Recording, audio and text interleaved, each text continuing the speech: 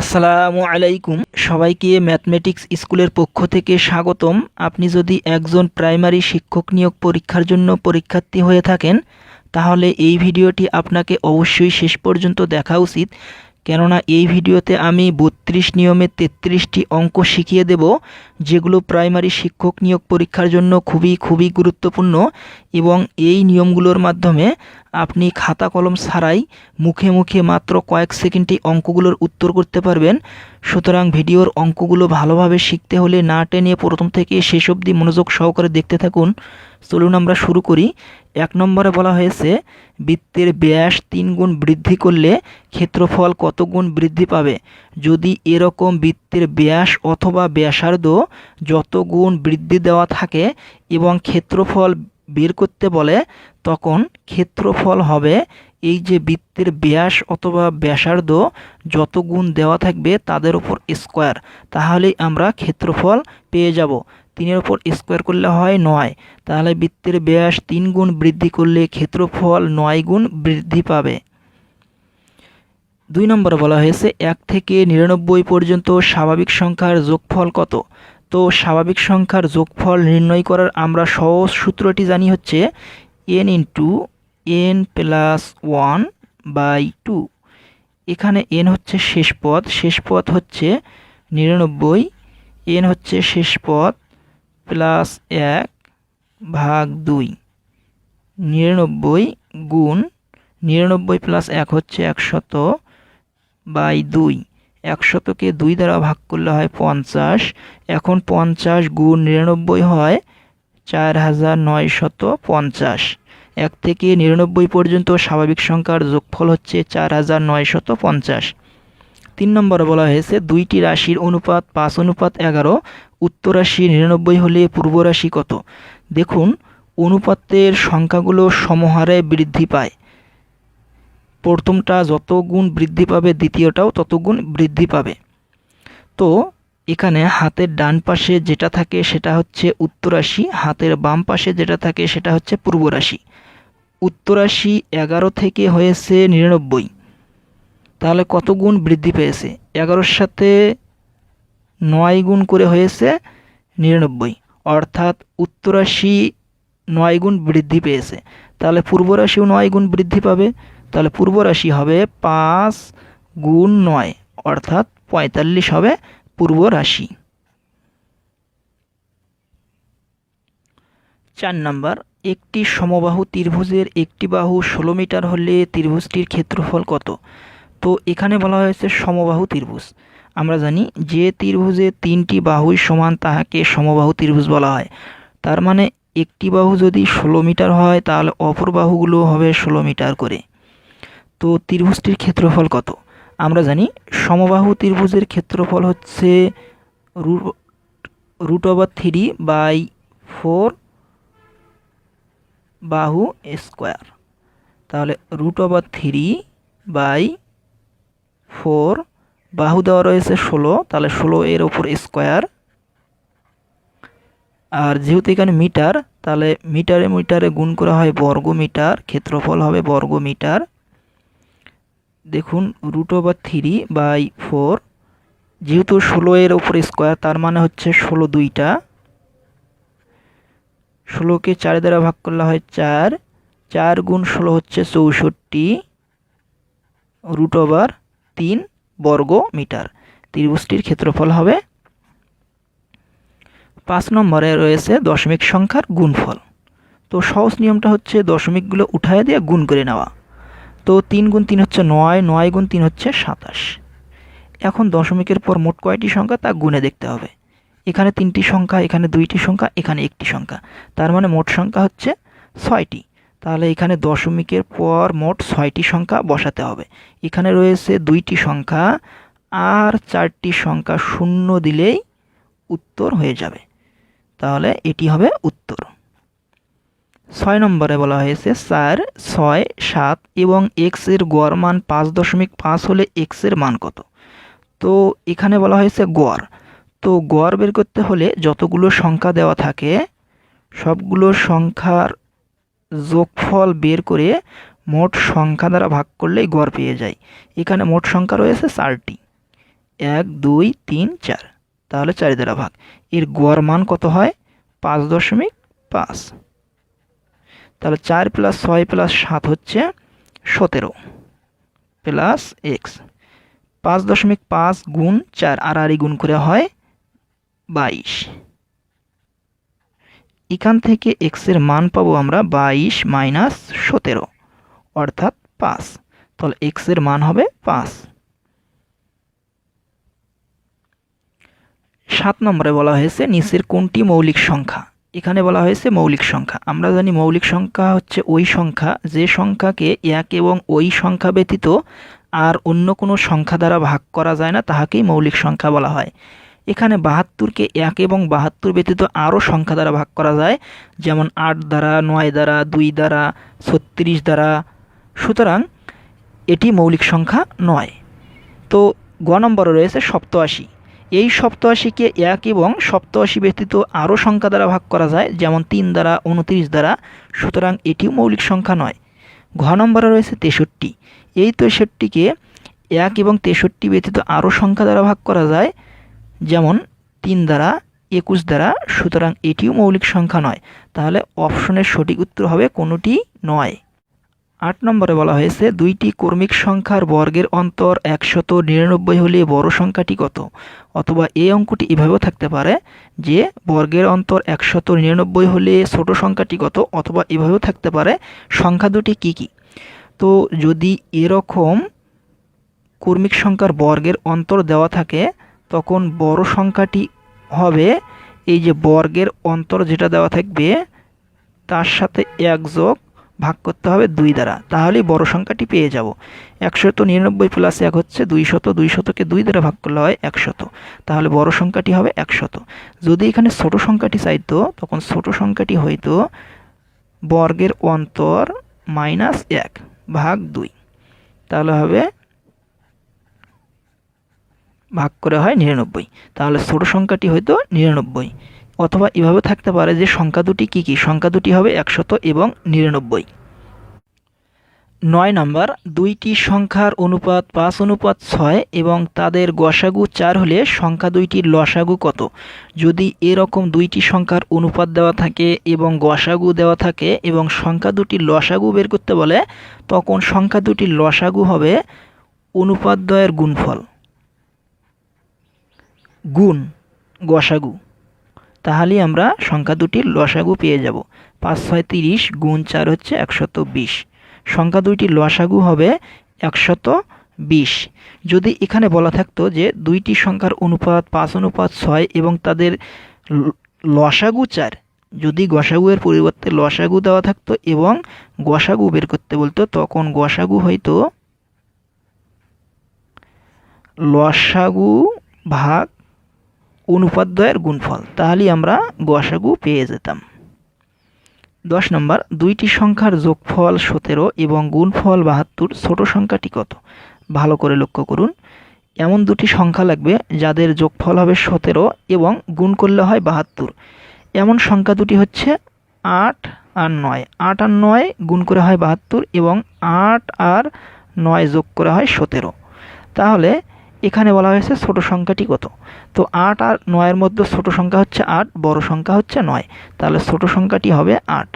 যদি এখানে বড় সংখ্যাটি চাইতো, তখন বড় সংখ্যাটি হয়তো 9। 11 নম্বর, 2 7 5 4 6 ও 10 সংখ্যাগুলোর পূর্ণসংখ্যা কত? তো আমরা জানি যতগুলো সংখ্যা দেওয়া থাকবে তাদের মধ্যে যে সংখ্যাটি বেশি সংখ্যক থাকবে সেটি হচ্ছে পূর্ণসংখ্যা। যেহেতু এখানে কোনো সংখ্যায় 1-এর অধিক নাই, সবগুলোই একবার করে রয়েছে, সুতরাং এখানে কোনো পূর্ণসংখ্যা নাই। যদি এখানে ধরুন 5 2বার থাকতো, তখন 5ই হতো পূর্ণসংখ্যা। অথবা এখানে যদি 4 3বার থাকতো, তাহলে 4ই হতো পূর্ণসংখ্যা। অর্থাৎ যে সংখ্যাটি বেশিবার থাকবে সেই সংখ্যাটি হবে পূর্ণসংখ্যা।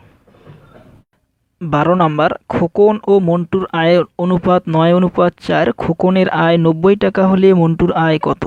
তো অনুপাতের সংখ্যাগুলো সমহারে বৃদ্ধি পায়। এটা হচ্ছে খোকন, এটা হচ্ছে মন্টু। তাহলে এখানে খোকন 9 থেকে হয়েছে 90, অর্থাৎ 9-এর সাথে কত গুণ করে 90 হয়েছে? 9-এর সাথে 10 গুণ করে হয়েছে 90। তাহলে খোকনের আয় 10 গুণ বৃদ্ধি পেয়েছে, তাহলে মন্টুর আয় বৃদ্ধি পাবে 4 গুণ 10, অর্থাৎ 40 হবে মন্টুর আয়। তাহলে মন্টুর আয় হবে 40 টাকা। 13 নম্বর, কোন সংখ্যার বর্গমূলের সাথে 20 যোগ করলে 5-এর বর্গ হবে? এখানে বলা হয়েছে কোন সংখ্যার বর্গমূলের সাথে 20 যোগ করলে, তাহলে 25 এর বর্গমূল হচ্ছে 5। এই 5-এর সাথে 20 যোগ করলে হয় 25। এখানে বলা হয়েছে যে 5-এর বর্গ হবে। 5-এর বর্গ কত? 25। তাহলে এখানে কোন সংখ্যার বর্গমূলের সাথে? তাহলে 25-এর বর্গমূলের সাথে। 14 নম্বর, অতিভুজের বিপরীতে থাকে একটা ত্রিভুজ। এই ত্রিভুজের এটা হচ্ছে অতিভুজ, এর বিপরীতে থাকে হচ্ছে সমকোণ। তাহলে সঠিক উত্তর হবে সমকোণ। 15 নম্বর, 65 ডিগ্রি পূরককোণের পরিমাণ কত? আমরা জানি যে দুটি কোণের সমষ্টি যদি 90 ডিগ্রি হয় তাহলে একটিকে অপরটির পূরককোণ বলা হয়। তাহলে পূরককোণের মান হচ্ছে 90 ডিগ্রি। তাহলে 65 ডিগ্রি পূরককোণের পরিমাণ হবে 90 ডিগ্রি থেকে 65 ডিগ্রি বিয়োগ যাবে, তাহলে হবে 25 ডিগ্রি। অর্থাৎ 65 ডিগ্রি পূরককোণের পরিমাণ হবে 25 ডিগ্রি। 253 ডিগ্রি কোণকে কি কোণ বলা হয়? আমরা জানি যে কোণের পরিমাণ 180 ডিগ্রি থেকে বড় এবং 360 ডিগ্রি থেকে ছোট সেই কোণকে বলা হয় প্রবৃদ্ধ কোণ। যে কোণের পরিমাণ 180 ডিগ্রি থেকে বড় এবং 360 ডিগ্রি থেকে ছোট সেই কোণকে বলা হয় প্রবৃদ্ধ কোণ। যেহেতু 253 ডিগ্রি কোণটি 180 ডিগ্রি থেকে বড় এবং 360 ডিগ্রি থেকে ছোট, সুতরাং সেটি হবে প্রবৃদ্ধ কোণ। 17 নম্বর, f of x equal x minus 1 whole square হলে এফ অফ 5 ইকুয়াল কত? এখানে শুধু এক্সের জায়গাতে আমরা 5 বসায় দিলে উত্তর হয়ে যাবে। তাহলে এক্সের জায়গায় 5 মাইনাস 1, 5 মাইনাস 1 হচ্ছে 4, 4-এর উপর স্কোয়ার করলে হয় 16। তাহলে এফ অফ 5 ইকুয়াল হবে 16। 160 ডিগ্রি কোণকে কি কোণ বলা হয়? এই 160 ডিগ্রি কোণ হচ্ছে 90 ডিগ্রি অপেক্ষা বড় এবং 180 ডিগ্রি অপেক্ষা ছোট। যদি 90 ডিগ্রি অপেক্ষা বড় এবং 180 ডিগ্রি অপেক্ষা ছোট হয় তাহলে সেটি হবে স্থূলকোণ।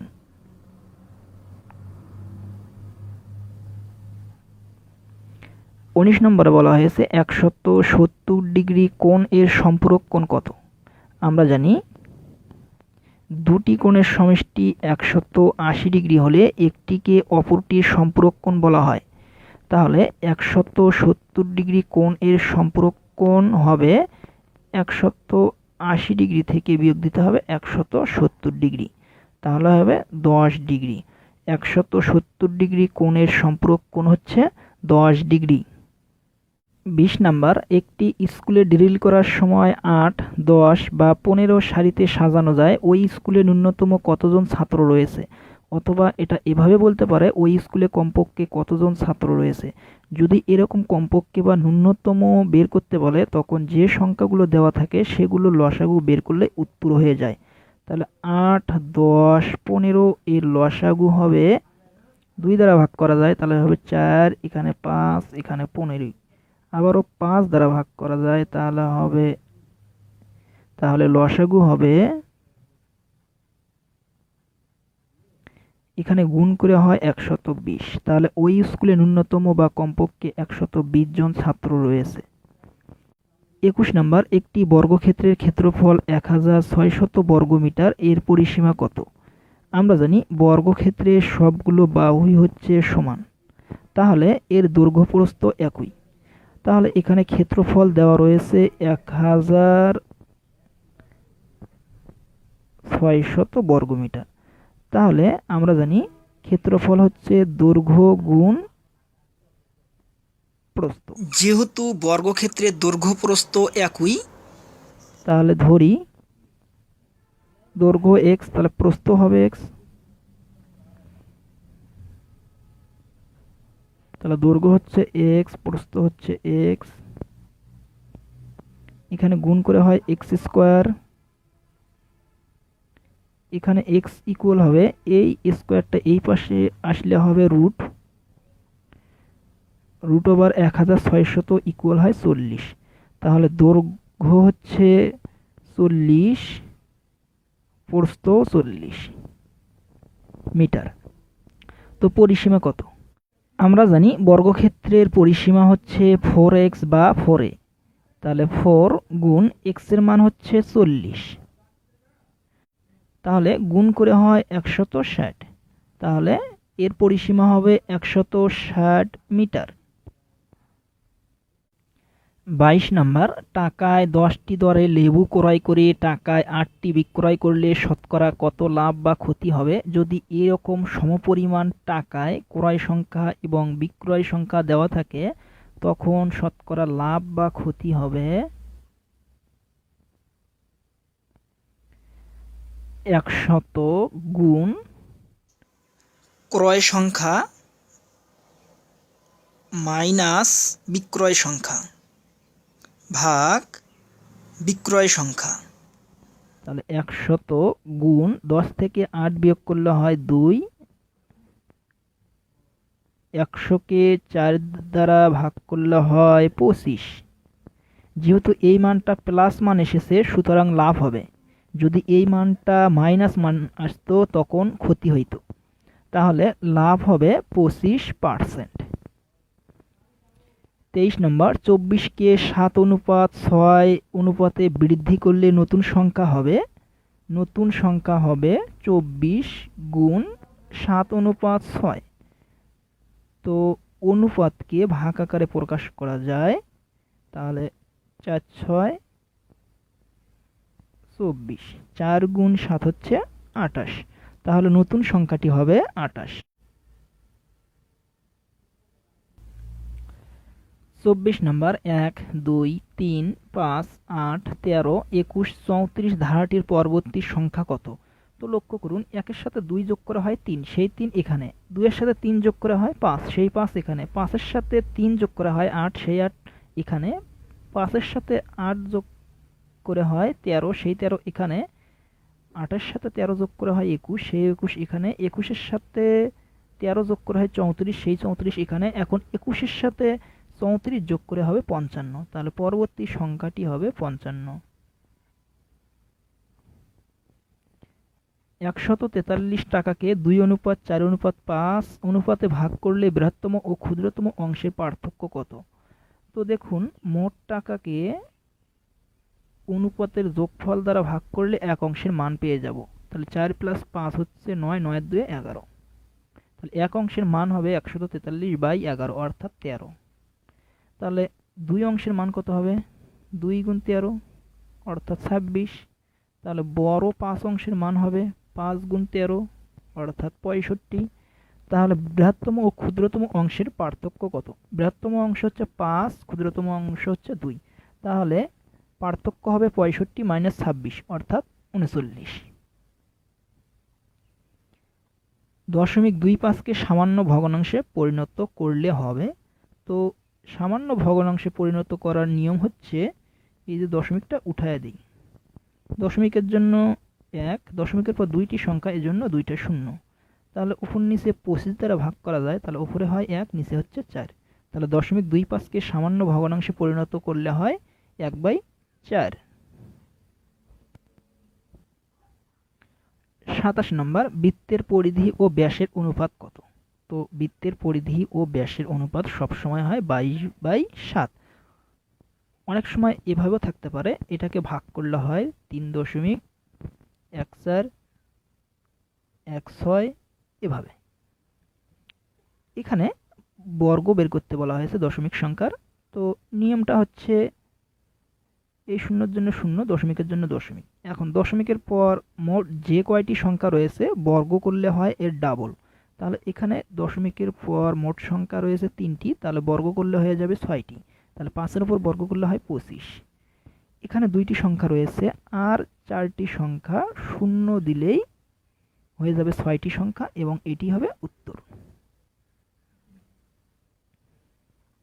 তিন ভাইয়ের বয়সের গড় 16 বছর, তাদের বাবা সহ তাদের বয়সের গড় 25 বছর হলে বাবার বয়স কত? তিন ভাইয়ের বয়সের গড় দেওয়া রয়েছে 16 বছর, তাহলে তিন ভাইয়ের বয়সের সমষ্টি হবে 3 গুণ 16 অর্থাৎ 48।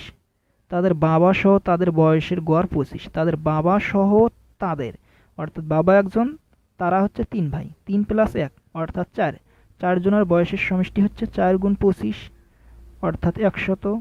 তাহলে বাবার বয়স কত? বাবার বয়স হবে 4 জনের বয়স থেকে 3 জনের বয়স বিয়োগ দিলেই হবে বাবার বয়স। তাহলে বাবার বয়স হবে 100 - 48 অর্থাৎ 52।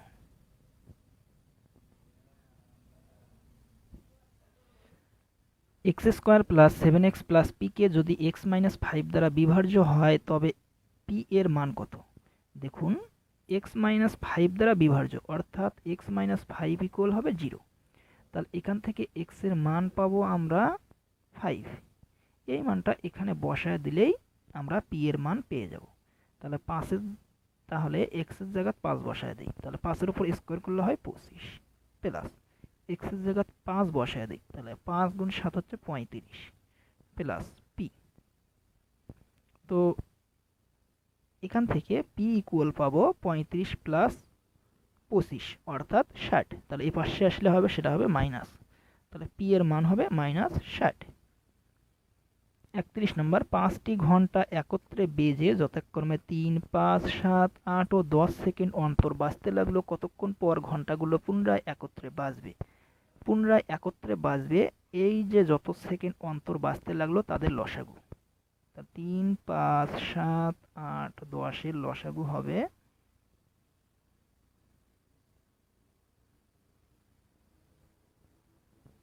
আবার 5 দ্বারা ভাগ করা যায়, তার লসাগু হবে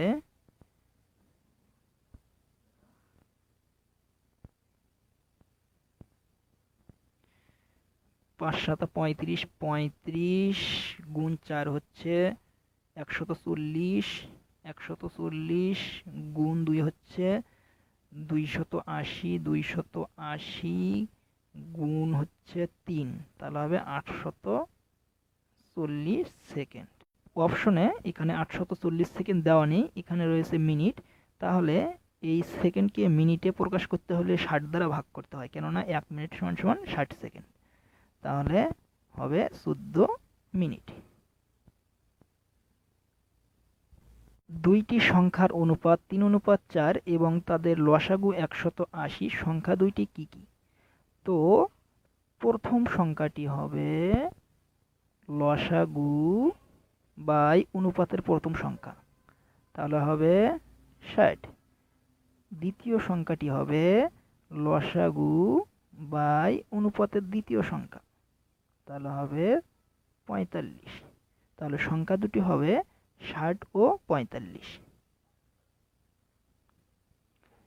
33 নম্বর, একটি শ্রেণীতে যতজন ছাত্র আছে প্রত্যেকে তত টাকা করে প্রদান করলে মোট 6561 টাকা হয়, ছাত্র সংখ্যা কত?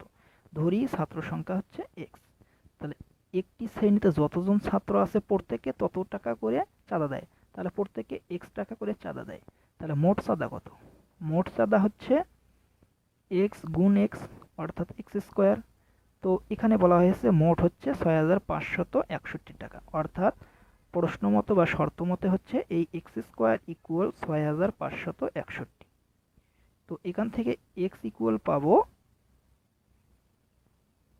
81, আর এই x হচ্ছে ছাত্র সংখ্যা, তাহলে ছাত্র সংখ্যা হচ্ছে 81 জন। Thank you for watching this video.